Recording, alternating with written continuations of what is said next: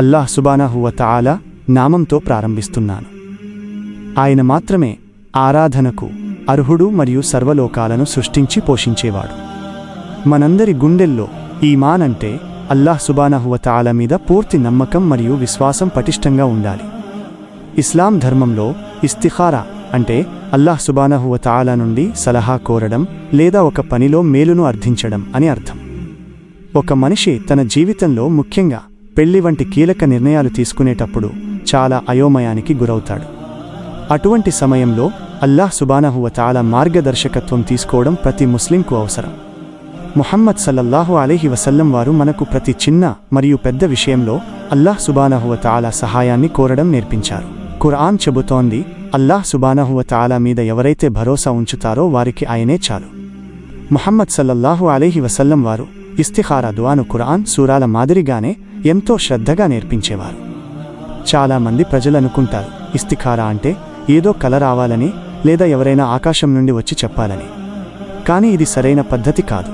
ఇస్తిఖారా అనేది ఒక practical process, అంటే ఆచరణాత్మక పద్ధతి.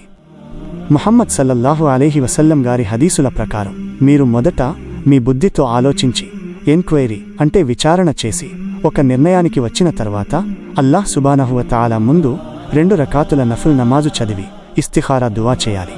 ఒకవేళ మీరు పెళ్లి కోసం ఇస్తిఖారా చేస్తున్నట్లయితే ముందుగా ఆ వ్యక్తి గురించి సమాజంలో ఆరా తీయాలి. వారి ప్రవర్తన మరియు అఖ్లాక్ అంటే నడవడిక ఎలా ఉందో తెలుసుకోవాలి. ముహమ్మద్ సల్లల్లాహు అలైహి వసల్లం వారు చెప్పారు, మీ వద్దకు ఎవరైనా సంబంధం తీసుకొస్తే వారి దీన్ అంటే మతం పట్ల శ్రద్ధ మరియు వారి అఖ్లాక్ బాగుంటే ఆ సంబంధాన్ని అంగీకరించండి. అంతా విచారించిన తరువాత మీరు ఒక నిర్ణయానికి వచ్చి అల్లాహ్ సుబ్హానహు వ తఆలాకు ఇస్తిఖారా చేసినప్పుడు మీకు మనస్సులో ఒక రకమైన ఇత్మీనాన్ అంటే ప్రశాంతత లభిస్తుంది. ముహమ్మద్ సల్లల్లాహు అలైహి వసల్లం వారు నేర్పిన దువాలో మనం అల్లాహ్ సుబ్హానహు వ తఆలాను ఇలా అడుగుతాము, ఓ అల్లాహ్ సుబ్హానహు వ తఆలా, మీకు అంతా తెలుసు, నాకు ఏమీ తెలియదు. ఒకవేళ ఈ పని నా దునియా అంటే ఈ లోక జీవితం మరియు ఆఖిరత్ అంటే పరలోక జీవితం కోసం మంచిదైతే దీనిని నాకు సులభతరం చేయి అని వేడుకుంటాము. ఒకవేళ ఆ సంబంధం మీకు మంచిది కాకపోతే అల్లాహ్ సుబ్హానహు వ తఆలా మీ మనస్సును దాని నుండి దూరం చేస్తాడు మరియు ఆ పనిలో ఆటంకాలు కలిగిస్తాడు. ఇది అల్లాహ్ సుబ్హానహు వ తఆలా నుండి వచ్చే గొప్ప సైన్ అంటే సంకేతం. మన ఈమాన్ ఎప్పుడూ అల్లాహ్ సుబ్హానహు వ తఆలా నిర్ణయం మీద ఆధారపడి ఉండాలి.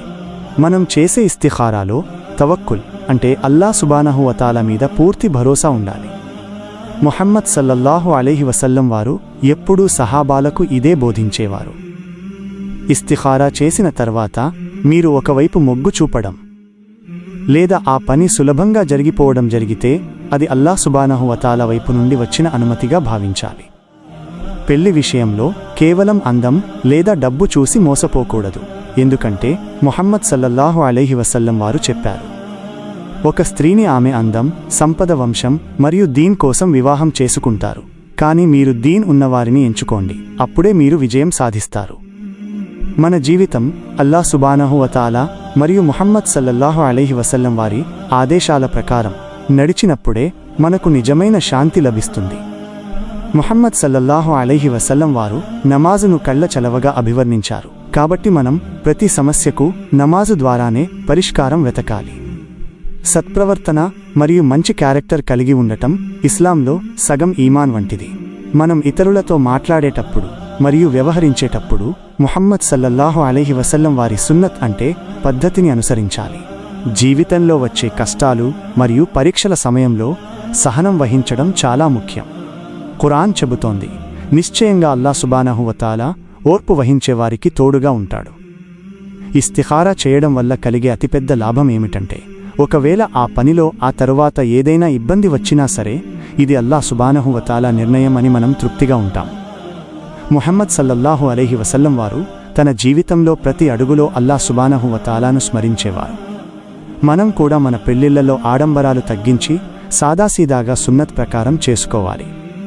ముహమ్మద్ సల్లల్లాహు అలైహి వసల్లం వారు చెప్పారు, అత్యంత బరకత్ అంటే అల్లాహ్ సుబ్హానహు వ తఆలా ఇచ్చే వృద్ధి మరియు శుభమున్న వివాహం ఏదంటే ఖర్చులు తక్కువగా ఉన్నది.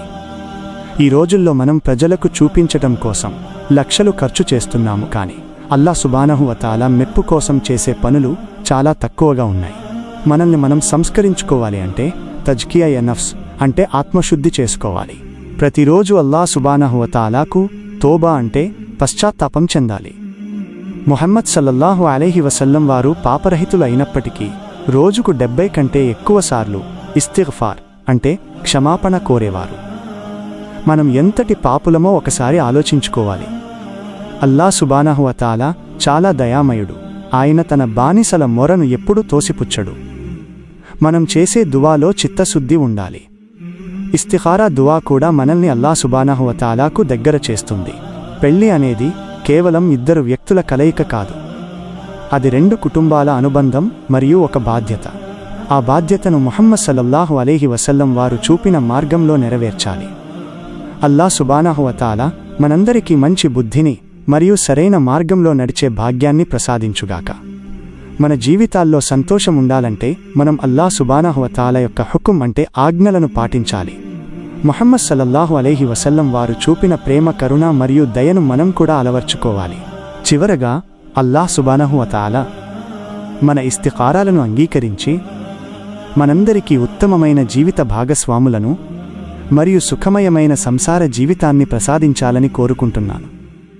ఓ అల్లాహ్ సుబ్హానహు వ తఆలా, మా హృదయాలను నీ దీన్ మీద స్థిరంగా ఉంచు మరియు మాకు ముహమ్మద్ సల్లల్లాహు అలైహి వసల్లం వారి షఫాత్ అంటే సిఫారసు చేసే భాగ్యాన్ని కల్పించు. మా పాపాలను క్షమించు, మాకు దునియాలో మేలును మరియు పరలోకంలో నరకాగ్ని నుండి రక్షణను ప్రసాదించు. మేము చేసే ప్రతి పని కేవలం నీ ప్రసన్నత కోసమే అయ్యేలా చూడు. మా పెళ్లిళ్లలో మరియు వ్యాపారాల్లో బరకత్తివ్వు. మాకు ఖురాన్ చదివి అర్థం చేసుకుని ఆచరించే తౌఫీక్ అంటే సామర్థ్యాన్ని ప్రసాదించు. మనందరం ఒకరి కోసం ఒకరం దువా చేసుకుందాం మరియు ముహమ్మద్ సల్లల్లాహు అలైహి వసల్లం వారు నేర్పిన అద్భుతమైన జీవన విధానాన్ని పాటిద్దాం. ఆమీన్.